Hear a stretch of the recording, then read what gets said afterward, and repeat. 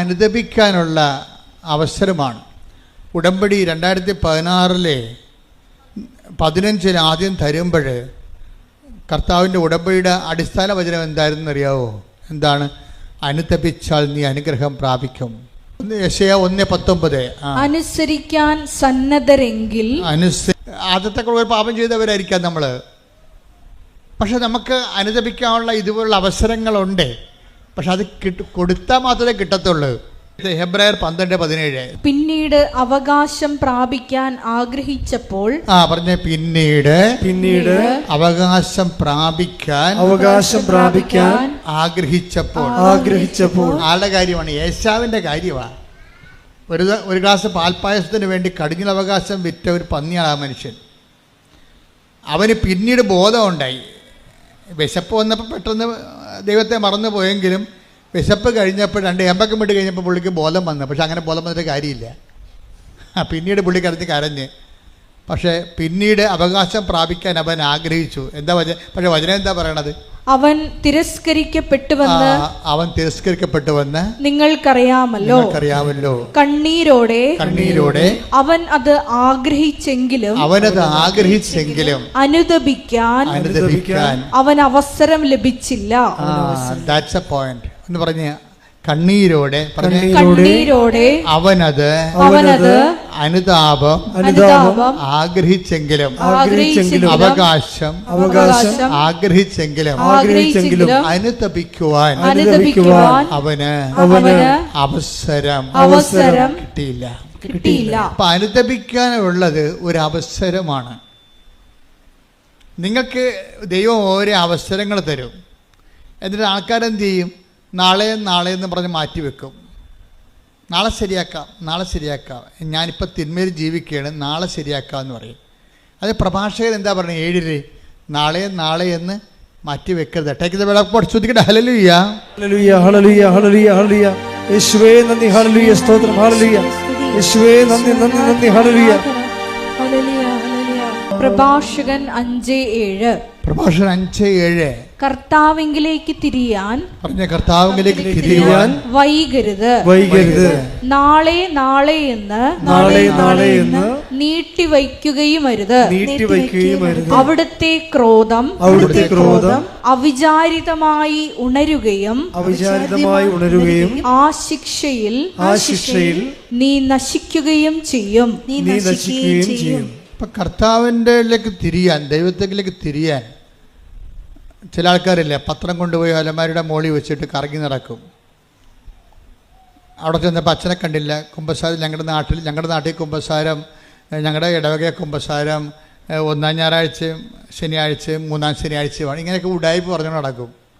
അപ്പോൾ കഴിഞ്ഞ ദിവസം ഒരു ചെടുത്തി പറഞ്ഞേ, ഞങ്ങളുടെ ഇടവകയിലെ അച്ഛന് കുമ്പസാരത്തിന് ഇരിക്കണത് മുഴുവനും 1, 3 പക്ഷേ ഞാൻ എൻ്റെ മക്കളും കൂടി വിളിച്ചുകൊണ്ട് അച്ഛൻ്റെ അടുത്ത് ഞാൻ പറഞ്ഞു, അച്ഛൻ എനിക്ക് കുമ്പസാരിക്കണം, എനിക്ക് മക്കൾക്ക് കുമ്പസാരിക്കണം. പിന്നെ ഇപ്പം ഞങ്ങൾ ആഴ്ച കുമ്പസാരിക്കും. കണ്ട, അത് എന്ത് തീഷ്ണതയാണ്. അത് വരുമ്പോൾ കത്തോലിക്കൽ ശ്രദ്ധിക്കുക, മറ്റു സഭക്കാർ അവരുടെ സഭയിലുള്ള വിശുദ്ധീകരണ നടപടികൾ സ്വീകരിക്കുക.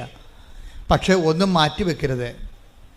നിങ്ങളുടെ അലംഭാവം കൊണ്ട്, നിങ്ങളെ പള്ളിയുടെ മുതുകത്ത് പഴിചാരിക്കൊണ്ട് നിങ്ങളുടെ സ്കൂട്ടാകണതാണ്. ദൈവത്തിനറിയാമത് ഇവിടെ അയപ്പാണെന്ന്. അത് ദൈവത്തിരുസേന നിൽക്കുമ്പോൾ മനുഷ്യൻ്റെ മുമ്പിൽ ഈ മറച്ച് കളിയും ഒളിച്ചു കളിയും നടക്കും. ദൈവത്തിരുസേനത്തിൽ ഒരു നടക്കണില്ല. നിങ്ങളെ ഒരു തീരുമാനം എടുക്കുമ്പോൾ തന്നെ ഇന്നത് കൊണ്ടാണ് തീരുമാനിക്കണം ദൈവത്തിന് അറിയാൻ പറ്റും. അപ്പോൾ നിങ്ങൾ മനുഷ്യന്മാരുടെ പെരുമാറുന്ന പോലെ ദൈവത്തിൻ്റെ അടുത്ത് പെരുമാറി പണിമേടിക്കരുതെന്നാണ് ഞാൻ പറഞ്ഞതിൻ്റെ അർത്ഥം. ശ്രുതിക്കട്ടെ. ഹല്ലേലൂയ, ഹല്ലേലൂയ, ഹല്ലേലൂയ, ഹല്ലേലൂയ, ഹല്ലേലൂയ. അവസരങ്ങൾ നഷ്ടപ്പെടുത്താതിരിക്കുവാൻ ആരാധനയിലൂടെ ഞങ്ങളെ പരിശുദ്ധരേ പരമോന്നത യേശുവേ അണയുന്നു ഞാൻ തിരുമുൻപിനായി അറിവോടെ നോക്കണമേ. അപ്പോൾ ഇതൊരു അവസരമാണ്. അല്പമെങ്കിലും അനുതാപം ചെയ്തു പോയ കാര്യങ്ങളെക്കുറിച്ച് മനസ്സിൽ തോന്നിയാൽ അതിൻ്റെ അർത്ഥം പരിശുദ്ധാത്മാവ് നിങ്ങളിൽ വസിക്കാൻ തുടങ്ങിയെന്നതിൻ്റെ അർത്ഥം. അത് മനസ്സിലാക്കണം. അല്ലാതെ എനിക്ക് നിങ്ങൾ പറഞ്ഞാൽ എനിക്ക് പാപത്തെക്കുറിച്ച് ദുഃഖം തോന്നിയെന്ന് അല്ല സംഭവിക്കണത്. അല്പമെങ്കിലും നിങ്ങൾ ചെയ്തു പോയതിനെ കുറിച്ചൊരു മനസ്താപം നിങ്ങളുടെ മനസ്സിൽ തോന്നിയാൽ അതിൻ്റെ അർത്ഥം സഹായകനായ പരിശുദ്ധാത്മാവ് ഓൾറെഡി അവൻ്റെ ജോലി തുടങ്ങിയെന്നാണ്. അപ്പോൾ നിങ്ങളെന്ത് ചെയ്യണം? അതിനോട് സഹകരിക്കണം.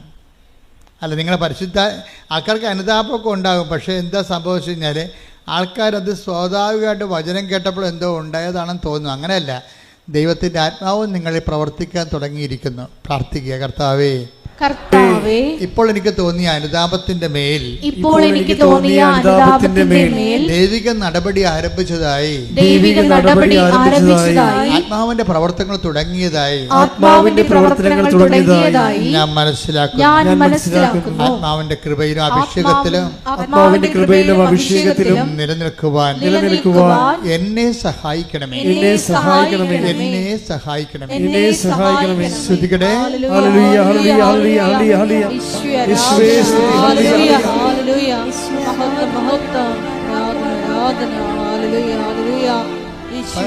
പരമദിവ്യകാരുണ്യത്തിന് എന്താ വിഷയം എന്ന് പറയണത്? അവൻ നമ്മൾ ആരിൽ നിന്നും അകലെയല്ല. അല്ലാതെ ക്രിസ്ത്യാനികളിൽ നിന്നും അല്ലെങ്കിൽ നോൺ ക്രിസ്ത്യൻസിൽ നിന്നും അകലെയല്ല എന്നല്ല പറഞ്ഞിരിക്കുന്നത്.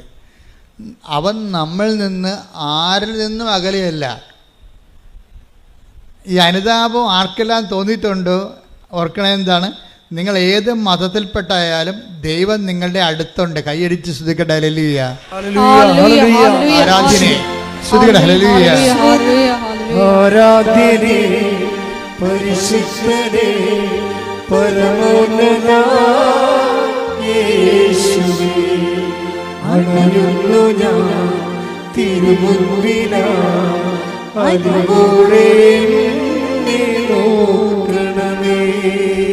ആരാധ്യനേ പരിശുദ്ധനേ പരമോന്നത യേശുവേ, അണയുന്നു ഞാൻ തിരുമുൻപിനായി, അതിലൂടെ എന്നെ നോക്കണമേ. നടപടി പുസ്തകം 17:27. അവർ ദൈവത്തെ അന്വേഷിക്കുന്നതിനും അവർ ദൈവത്തെ അന്വേഷിക്കുന്നതിനും ഒരുപക്ഷേ അനുഭവത്തിലൂടെ അവിടുത്തെ കണ്ടെത്തുന്നതിനും വേണ്ടിയാണ്. ദൈവത്തെ കണ്ടെത്തുന്ന ഒരു വഴി എന്താണ്? അനുഭവമാണ്. മനസ്സിലായില്ലേ? നടപടി 17 എന്താ പറഞ്ഞത്? 17:27 എന്താ പറയണത്? ദൈവത്തെ കണ്ടെത്തുന്ന ഒരു വഴി എന്താണ്? അനുഭവമാണ്. അതുകൊണ്ടാണ് ഈ അനുഭവ സാക്ഷ്യമെന്നും പറഞ്ഞ് നമ്മൾ കെട്ടിച്ചാടി നടക്കേണ്ട കാര്യം ഇതാണ്. ദൈവത്തെ മനുഷ്യൻ കണ്ടെത്തണത് ബുദ്ധിപരമായിട്ടുള്ള വ്യായാമത്തിലൂടെയല്ല, ഒരു ടാഞ്ചിബിളായിട്ടുള്ള സ്പർശ്യമായിട്ടുള്ള അനുഭവത്തിലൂടെയാണ്. ബുദ്ധിപരമായ വ്യായാമത്തിലൂടെ കണ്ടെത്തുന്നവർ ചിലപ്പോൾ 0% ആയിരിക്കും, 0.1 ആയിരിക്കും. പക്ഷേ ബാക്കി 99% ആൾക്കാരും ദൈവത്തെ കണ്ടെത്തുന്നത് സ്വന്തം അനുഭവത്തിലൂടെയാണ്. ഈ അനുഭവത്തിലൂടെ എന്താണ് അനുഭവം എന്ന് പറയണത്? ബേസിക്കായിട്ടുള്ള അനുഭവം എന്ന് പറയണത്, വായിച്ചോളൂ, താഴേക്ക് വായിച്ചോളൂ. എങ്കിലും അവിടുന്ന് നമ്മിൽ ആരിൽ നിന്ന് അകലെയല്ല. അതാ സംഭവം. എങ്കിലും അവിടുന്ന് പറഞ്ഞേ, എങ്കിലും അവിടുന്ന് നമ്മൾ ആരിൽ നിന്നും അകലെയല്ല. അപ്പൊ ഇതാണ് ബേസിക് ഗോഡ് എക്സ്പീരിയൻസ് എന്ന് പറയണത്. നിങ്ങൾ ഏത് മതത്തിൽപ്പെട്ട ആൾക്കാരായാലും ദൈവം നിങ്ങൾ നിന്ന് അകലെയല്ല എന്ന് ആരിൽ നിന്നും എന്നാണ് പറയണത്. അല്ലാതെ മറ്റ് ഓരോ വിഭാഗമല്ല പറയണത്. നമ്മൾ അത് ഏതൻസിലെ പ്രസംഗമാണ്. ഏതൻസിൽ ചുരുക്കം ചില യഹൂദന്മാരേ ഉള്ളൂ. പൗലോസിൻ്റെ പ്രസംഗമാണിത്. അവിടെയുള്ളതെല്ലാം ഗ്രീക്ക് വിജാതിയരാണ് ഉള്ളത്, യഹൂദന്മാരുടെ ജാതിയിൽപ്പെടാത്തവരാണ്. അപ്പോൾ കോമൺ പബ്ലിക്കിനോടാണ് പറയണത്, നമ്മൾ ആരിൽ നിന്നും ദൈവം അകലെയല്ല. ഇതെല്ലാവരും മനസ്സിലാക്കണം. നിങ്ങൾ എന്ത് വിശ്വസിച്ചാലും യഥാർത്ഥ ദൈവം നിങ്ങൾ ആരിൽ നിന്നും അകലെയല്ല. അതുകൊണ്ട് ഇപ്പോഴെന്താ സംഭവം? അകലെ അല്ല എന്ന് വെച്ചാൽ അർത്ഥം എന്താണ്? അടുത്താണെന്നതിന് അർത്ഥം. മനസ്സിലായി? അകലെയല്ലെന്ന് പറഞ്ഞതിൻ്റെ അർത്ഥം എന്താണ്? അടുത്താണ്. കലവൂര് ഈ കൃപാസനത്തിൻ്റെ അകലെ അല്ല എന്ന് വെച്ചാൽ കലവൂര് അമേരിക്കയിലല്ലെന്ന് അതിൻ്റെ അർത്ഥം. അടുത്താണെന്ന് എന്ന് വെച്ചാൽ നമ്മളൊരു ചെറിയൊരു പരിശ്രമം നടത്തിയാൽ പെട്ടെന്ന് അവിടെ എത്താൻ കഴിയും. അപ്പം ദൈവത്തിൻ്റെ അനുഭവങ്ങളെന്ന് പറയണത് യമ നിയമ ആസന പ്രാണായാമ പ്രത്യാസന നിധിധ്യാസന സമാധിയിലൂടെ 9 കൊല്ലം കാത്തിരിക്കേണ്ട കാര്യങ്ങളില്ലെന്നാണ് പറയണത്. വളരെ ദൈവത്തിന് വളരെ സിമ്പിളായിട്ടാണ് കൊടുക്കണത്. എന്താ കാര്യം? നമ്മൾ ആരിൽ നിന്നും അകലെയല്ല. നമ്മൾ ചെറിയൊരു പരിശ്രമം നമ്മുടെ ഭാഗത്തു നിന്നുണ്ടെങ്കിൽ ദൈവം നമ്മുടെ അടുത്തുണ്ട്, തൊടാൻ നമുക്ക് പറ്റും. ഈ പരിശ്രമമായി ചെറിയൊരു പരിശ്രമമാണ് ഉടമ്പടി ചെയ്യണത്. മനസ്സിലായോ? ഇപ്പോൾ ഉടമ്പടി ചെയ്യണത് എന്താണ്? ബേസിക്കായിട്ട് നമ്മളിൽ നിന്ന് ആരിൽ നിന്നും അകലെയല്ലാത്ത ദൈവത്തിനെ എന്ന് വെച്ചാൽ നമ്മുടെ അടുത്ത് തന്നെയുള്ള ദൈവത്തിനെ പെട്ടെന്ന് അനുഭവിക്കാനുള്ള ഒരു ചെറിയ സ്റ്റെപ്പാണ് നമ്മൾ ഉടമ്പടി ചെയ്യണത്. എന്താണ്? അവൻ പറയണത് പോലെ ചെയ്യുക, പ്രാർത്ഥിക്കുക. കർത്താവായ ദൈവമേ, അവൻ പറയണ പോലെ ചെയ്തുകൊണ്ട് ഞങ്ങളിൽ ആരിൽ നിന്നും അകലെയല്ലാത്ത ദൈവത്തെ, അടുത്തുള്ള ദൈവത്തെ അനുഭവിക്കുവാൻ നല്ല ഉടമ്പടി സാക്ഷികളായി മാറാൻ ഞങ്ങളെ അഭിഷേകം ചെയ്യണമേ. ശ്രുതികടേ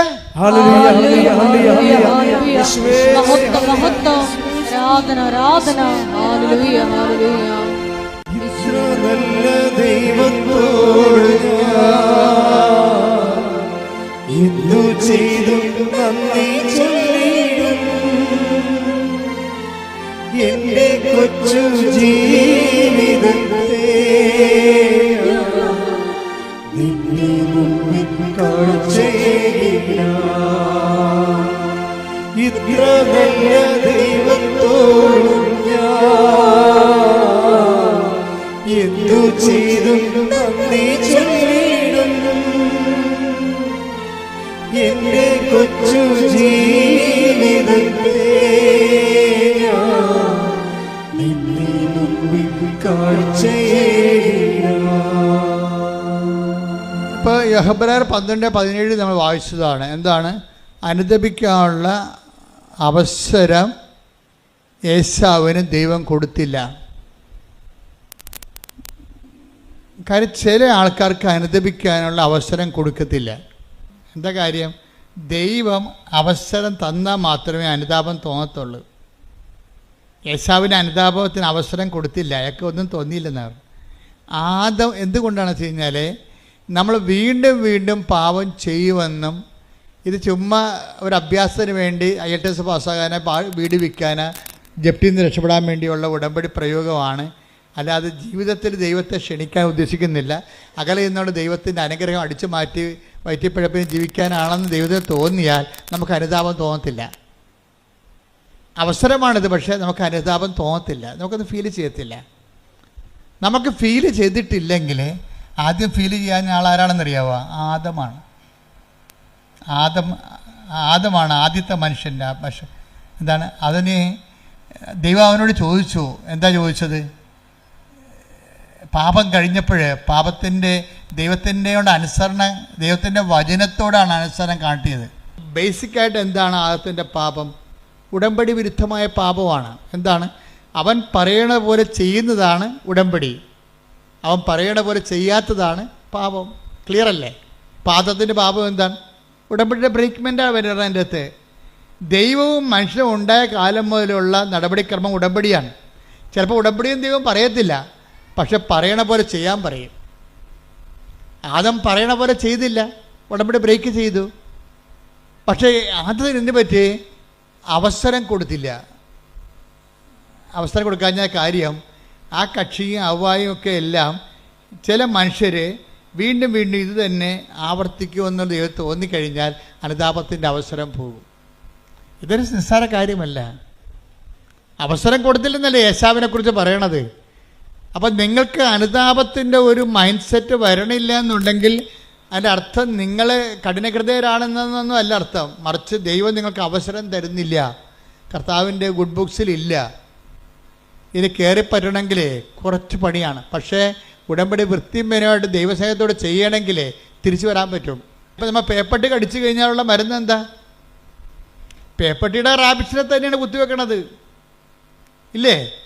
എപ്പോഴും കറണ്ടല്ലോ. പേപ്പട്ടി കടിച്ച ആൾക്കാർക്ക് അതിനുള്ള, അല്ലെങ്കിൽ അതിൻ്റെ ഗോവസൂരി പ്രയോഗം എന്നൊക്കെ പറഞ്ഞുകൊണ്ട് വസൂരിക്ക് മരുന്ന് കണ്ടുപിടിച്ചില്ലേ? എന്താ കണ്ടുപിടിക്കണത്? വസൂരിയുടെ അണുക്കളെ തന്നെയാണ് കുത്തിവെക്കണത്. അപ്പോൾ അത് ബോഡി പാർട്ടാക്കി മാറ്റിയിട്ട് ബോഡി പാർട്ടിനെ കൊണ്ട് കയറി വന്നിരിക്കുന്ന ഫോറിൻ മാറ്ററിനെ നശിപ്പിച്ച് കളയുന്ന പരിപാടിയാണ്. അതുപോലെ തന്നെയാണ് ഉടമ്പടി ബ്രേക്ക് ചെയ്ത് ദൈവത്തിൻ്റെ വചനം ബ്രേക്ക് ചെയ്ത് കഴിഞ്ഞാൽ പിന്നെ അതിൻ്റെ ഒരു റെക്ടിഫിക്കേഷൻ എന്താണ്? ദൈവത്തിൻ്റെ വചനം തന്നെ പാലിച്ചാണ് നമ്മൾ തിരിച്ചു വരുന്നത്. കൈയടിക്കട്ടെ, സ്തുതിക്കട്ടെ, ഹല്ലേലൂയ. ഹല്ലേലൂയ, ഹല്ലേലൂയ, ഹല്ലേലൂയ. വലിയ വചന വെളിപാടിന് നന്ദി പറയുന്നു. Hallelujah, hallelujah. ഇന്നു ചെയ്തും നന്ദി ചൊല്ലിടും എന്റെ കൊച്ചു ജീവിതത്തെ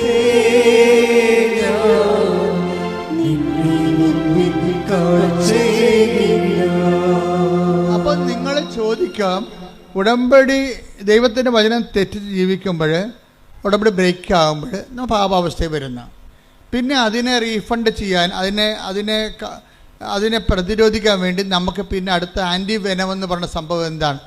ഉടമ്പടി പാലിച്ചുകൊണ്ട് ദൈവവചനം നിറവേറ്റുന്നതാണ് ഇതിനെ അതിജീവിക്കാനുള്ള തന്ത്രം. അതാണ് എപ്പോഴും ഉടമ്പടിയിൽ നിന്ന് ദൈവം മാറാത്തതിൻ്റെ കാരണം. അതാണ് ഉടമ്പടി ഒരേ സമയം തന്നെ ആഹാരവുമാണ് മരുന്നുമാണ്. ശ്രുതിക്കട്ടെ, ഹല്ലേലൂയ, ഹല്ലേലൂയ, ഹല്ലേലൂയ, ഹല്ലേലൂയ, ഹല്ലേലൂയ. നന്ദി യേശുവേ, ആരാധന, ആരാധന, ഹല്ലേലൂയ. പരിശുദ്ധ പരമ ദിവ്യകാരുണ്യത്തിന് ദൈവം ആരാധനയും സ്തുതിയും പുകഴ്ചയും ഉണ്ടായിരിക്കട്ടെ. പക്ഷെ ഒരു പ്രശ്നം എന്ന് പറഞ്ഞാലേ, ചില ആൾക്കാരോട് ഉടമ്പടി എടുത്താൽ തന്നെയും ദൈവം അത് അക്സെപ്റ്റ് ചെയ്യത്തില്ല, ആക്ടിവേറ്റ് ആക്കത്തില്ല, ഇല്ലേ? ആക്ടിവേറ്റ് ആക്കത്തില്ല. അത് നമ്മൾ ശ്രദ്ധിക്കണം. ഉടമ്പടി ആർക്ക് വേണമെങ്കിലും എടുക്കാൻ വന്ന് ഇടിച്ചു തല്ലി എടുക്കുക, നേരത്തെ പോകാൻ വേണ്ടി ബഹളം ഉണ്ടാക്കുകയോ വണ്ടിക്കാരെ വിളിക്കുമെന്ന് പറഞ്ഞുകൊണ്ട് ഇവിടുത്തെ കൗണ്ടറിനെ ഭീഷണിപ്പെടുത്തുകയോ എന്ത് വേണമെങ്കിലും ചെയ്യാം. പക്ഷേ ഉടമ്പടി നിങ്ങൾക്ക് എടുക്കാം, പക്ഷേ ആക്ടിവേഷൻ ആക്കുന്നത് വേറെ പ്രിൻസിപ്പിളാണ്. അതെപ്പോഴും നമ്മൾ ശ്രദ്ധിക്കണം. നിങ്ങൾ ഉടമ്പടിയിൽ ആദ്യമേ തന്നെ കയറി ഞാനങ്ങ് സാക്ഷ്യം പറയത്തില്ല, പിന്നെ അവിടെയൊക്കെ ഒന്ന് ആൾക്കാരെ വിളിച്ചു പോകാനാ, വല്ല പണിയൊന്നുമില്ലേ എന്ന് പറഞ്ഞുകൊണ്ടാണ് നിങ്ങൾ ഉടമ്പടി എടുക്കണമെങ്കിൽ ദൈവം അത് ആക്ടിവേറ്റ് ആക്കത്തില്ല. കാര്യം ഈ പന്നി വയറ്റിപ്പഴപ്പിന് വേണ്ടി മാത്രം കയറി വന്നിരിക്കുന്നതാണ്, ദൈവത്തിന് പണി കൊടുക്കാൻ വേണ്ടി വന്നിരിക്കുകയാണ്.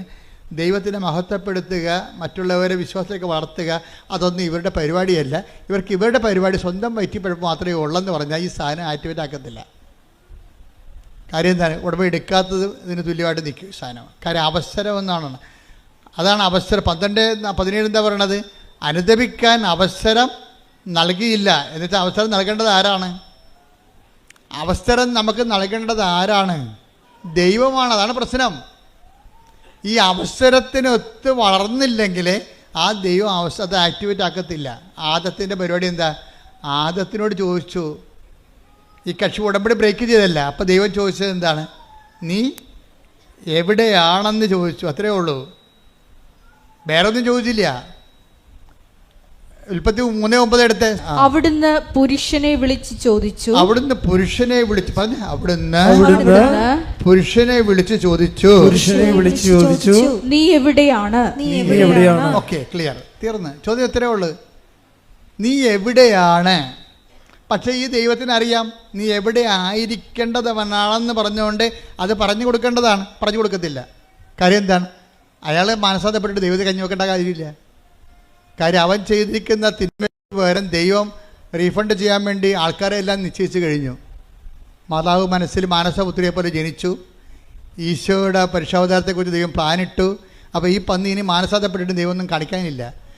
ഇവിടെ എന്താ പ്രശ്നം വെച്ചാൽ നീ എവിടെയാണെന്നാണ് ആദത്തിനോട് ചോദിക്കുന്നത്. പക്ഷേ ദൈവത്തിനറിയാം ഇവൻ എവിടെ ആയിരിക്കേണ്ടവനാണ്, എവിടെയാണ് ആകേണ്ടതെന്ന് ദൈവത്തിന് അറിയാം. ആ സ്ഥലം ഒന്ന് പറഞ്ഞു കൊടുത്താൽ മതിയായിരുന്നു, ആദം തിരിച്ചു വന്നേനം. പക്ഷേ അനുദപിക്കാൻ അവന് അവസരം കൊടുത്തില്ല. എന്താ? ആദം എവിടെ ആയിരിക്കണം. അപ്പോൾ എബ്രഹാത്തിനെ വിളിച്ചപ്പോൾ ദൈവം പറഞ്ഞു, മകനെ, ഞാൻ നിൻ്റെ ദൈവമാണ്, നീ എവിടെ ആയിരിക്കണമെന്ന് ഞാൻ പറയാം. നീ എവിടെ ആയിരിക്കണം? നീ എൻ്റെ മുമ്പിലായിരിക്കണമെന്ന്. കൈയടിച്ച് കർത്താൻ ഹല്ലേലൂയ, ഹല്ലേലൂയ, ഹല്ലേലൂയ, ഹല്ലേലൂയ. ഉൽപ്പത്തി 17:1. അബ്രാമിന് ഏറ്റു പറഞ്ഞ അബ്രാമിന് 99 വയസ്സായപ്പോൾ കർത്താവ് പ്രത്യക്ഷപ്പെട്ട് അവനോട് അരുളി ചെയ്തു, സർവശക്തനായ ദൈവമാണ് ഞാൻ, എന്റെ മുമ്പിൽ വ്യാപരിക്കുക, കുറ്റമറ്റവനായി വർത്തിക്കുക. അതായത് ആദത്തിനോട് ഇത് പറയാമായിരുന്നു, ഇതാണ് നീ കുറ്റമറ്റവനായിട്ട് വ്യാപരിച്ചാൽ എൻ്റെ മുമ്പിൽ നിനക്ക് വ്യാപരിക്കാൻ പറ്റുമെന്ന്. അപ്പം ആദത്തിനോട് എവിടെയാണെന്നേ ചോദിച്ചുള്ളൂ. പക്ഷേ എവിടെയാണ് ആയിരിക്കണമെന്ന് ദൈവത്തിൻ്റെ കയ്യിൽ ഉത്തരവുണ്ട്. പക്ഷേ ഈ പാവത്തിനോട് അത് പറയണില്ല. പക്ഷേ എബ്രാഹത്തിനോട് പറഞ്ഞു. എന്താ കാര്യം?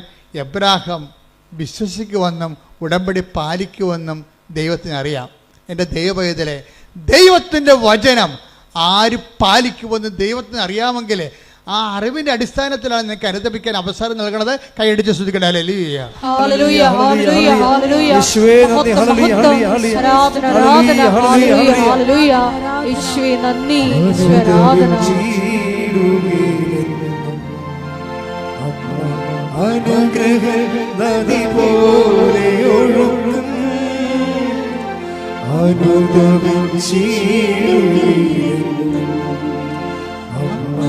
അനുഗ്രഹ നദി പോലെ ഒഴുകും കൃപയുടെ വഴികളിൽ സഞ്ചരിച്ചിട പ്രാർത്ഥന വരവേകും സ്നേഹനാഥേ.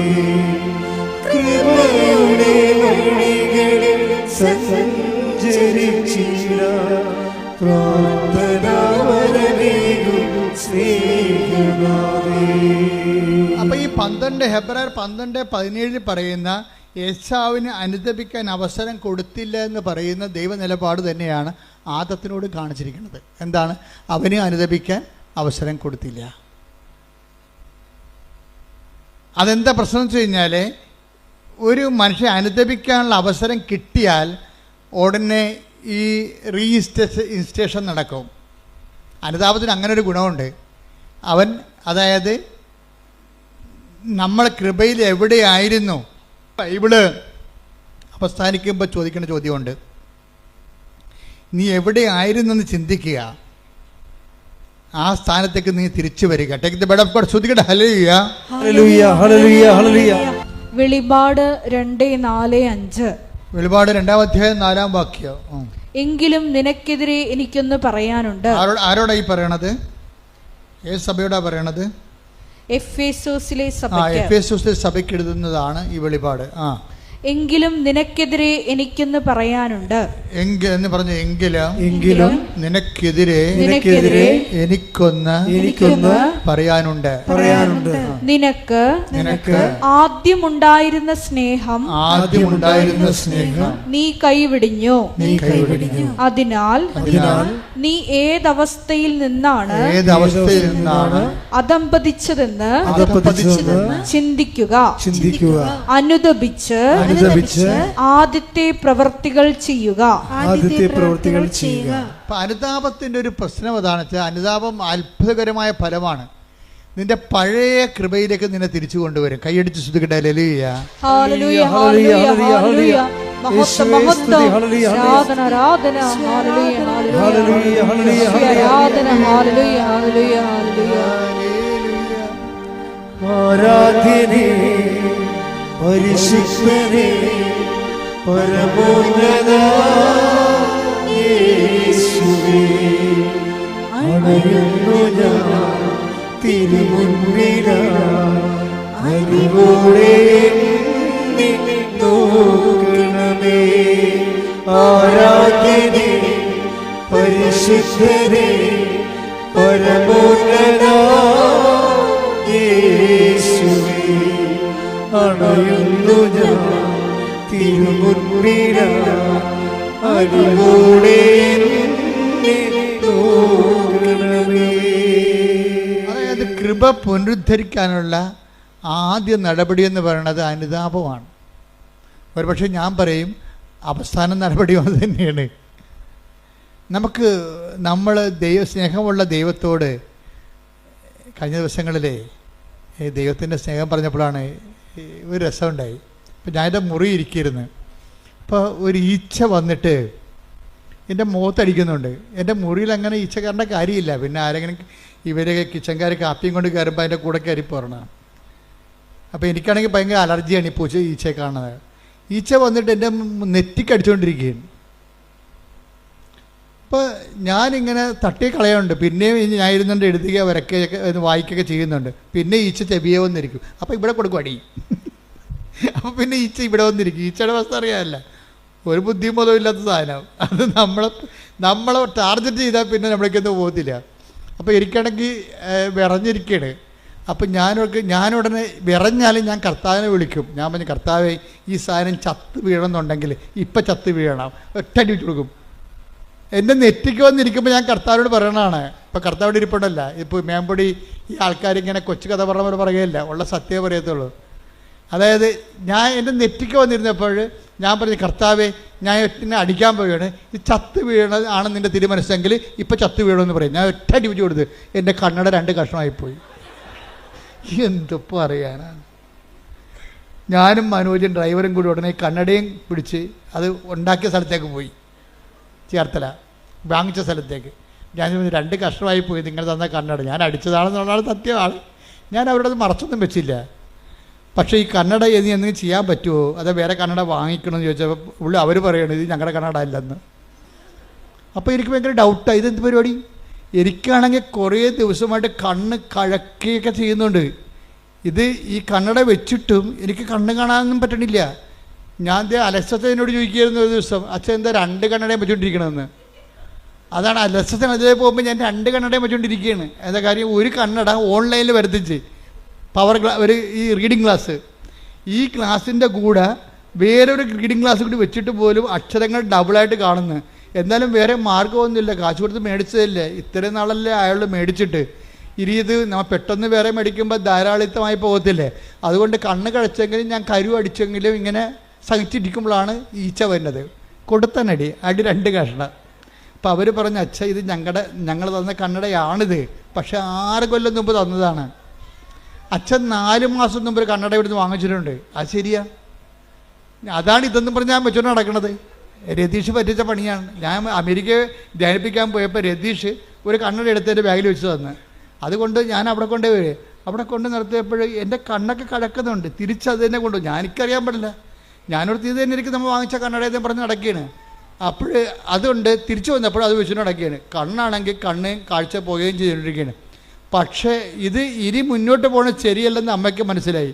അതുകൊണ്ട് ഈ സാധനം അടിച്ച് പൊട്ടിച്ച്. പക്ഷേ കണ്ണട കടയിൽ ചെന്നപ്പോൾ അവർ പറയുകയാണ്, ഇത് ഞങ്ങൾ തന്ന 6 കൊല്ലം മുമ്പ് തന്ന കണ്ണടയാണ്. അച്ഛൻ്റെ കണ്ണൊന്ന് ടെസ്റ്റ് ചെയ്യണമെന്ന് കണ്ണ് ടെസ്റ്റ് ചെയ്തപ്പോൾ പറഞ്ഞ് ഈ ടെസ്റ്റെല്ലാം മാറിയിരിക്കുകയാണ്. അച്ഛൻ്റെത് കണ്ണിൻ്റെ പവർ കൂടിയിട്ടുണ്ട്. ഇത് 6 കൊല്ലം മുമ്പുള്ള പവറാണിത്. അവിടെ ഒരു രജിസ്റ്റർ ഉണ്ട്. ഇപ്പോഴത്തെ വേറെയാണ്. ഇപ്പോഴത്തെ കണ്ണടയ്ക്കുള്ള ടെസ്റ്റ് അച്ഛൻ 4 മാസം മുമ്പ് നടത്തിയതിൻ്റെ കണ്ണട തന്നിട്ടുണ്ട്. അതിവിടെ ഉണ്ട് നോക്കാൻ പറഞ്ഞ്. ഇവിടെ ഒന്ന് നോക്കിയപ്പോൾ ഉണ്ട്, സ്റ്റോറിൽ അത് ഇരിപ്പുണ്ട്. ആ പുതിയ കണ്ണട മേടിച്ചിട്ട് സ്റ്റോറിൽ ഇരിപ്പുണ്ട്. പഴയ കണ്ണടയെ വെച്ച് കണ്ണും കടച്ച് നടക്കുകയാണ് ഞാൻ. അതുകൊണ്ട് തന്നെ ഈച്ച അല്ലാതെ മാതാവ് ഒരു പണി ചെയ്തിരിക്കണത് എന്താണ്, ഞാൻ കണ്ണട മാറ്റുകയെന്ന് അമ്മയ്ക്കറിയാം. കാരണം കാശ് കൊടുത്ത് മേടിച്ച സാധനം മാറ്റുകയില്ല. അത് കണ്ട് ഈ സാധനം തല്ലിപ്പൊട്ടിച്ചാൽ മാത്രമേ ആ പഴയ കണ്ണടത്ത് വെക്കത്തുള്ളൂ, കണ്ണട അന്വേഷിക്കത്തുള്ളൂ. നോക്കിയേ, ദൈവം എന്തുമാത്രമാണ് മനുഷ്യനെ സ്നേഹിക്കണത്.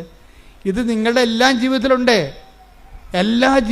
ഒരു കാര്യം പോലും, നിങ്ങളുടെ നിസ്സാര കാര്യം പോലും നമുക്ക് ഈ അനുതാപം ഉണ്ടാകുന്നത് എങ്ങനെയാണ്?